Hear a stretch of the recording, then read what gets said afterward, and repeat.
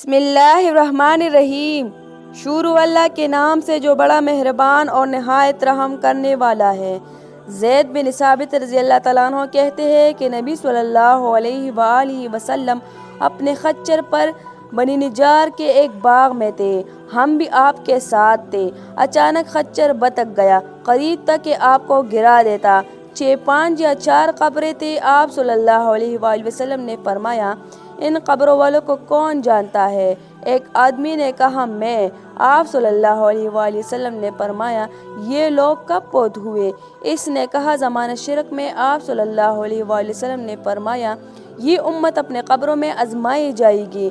अगर मुझे इस बात का खदशा ना होता कि तुम अपने मुर्दे दफन ना करोगे तो मैं अल्लाह ताला से दुआ करता कि तुम्हें भी वो गज़ाब कब्र सुनाए जो मैं सुन रहा हूँ।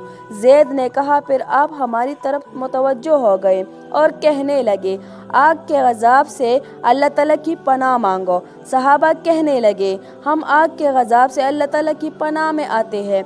आप सल्लल्लाहु अलैहि वसल्लम ने फरमाया, कब्र के गज़ाब से अल्लाह ताला की पनाह मांगो। सहाबा ने कहा, हम कब्र के गज़ाब से अल्लाह ताला की पनाह में आते हैं। आप सल्लल्लाहु अलैहि वसल्लम ने फरमाया, ज़ाहिरी और बातनी फितनों से अल्लाह ताला की पनाह मांगो। सहाबा ने कहा, हम ज़ाहिरी और बातनी फितनों से अल्लाह ताला की पनाह में आते हैं। आप सल्लल्लाहु अलैहि वसल्लम ने फरमाया, दज्जाल के फितनों से अल्लाह ताला की पनाह मांगो। सहाबा ने कहा, हम दज्जाल के फितने से अल्लाह ताला की पनाह में आते हैं।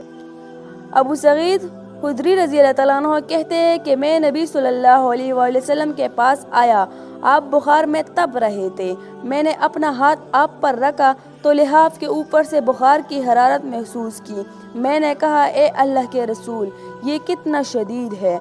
आप सल्लल्लाहु अलैहि वसल्लम ने फरमाया, हमें तकलीफ भी दोगुनी दी जाती है और अजर भी दोगुना दिया जाता है। मैंने कहा, ए अल्लाह के रसूल, लोगों में सबसे ज़्यादा आजमाइशें किस पर आती है? आप सल्लल्लाहु अलैहि वसल्लम ने फरमाया, अंबिया अलैहिस्सलाम पर, फिर नेक लोगों पर। किसी को मुहताजी में आजमाया जाता है, हाथा कि इसके पास सिर्फ वो चादर बचती है जो इसे डांपती है, और वो आजमाइश में इतना खुश होता है जितना तुम में से कोई भी शख्स खुशहाली में मसरूर होता है। हदीस नंबर 3265।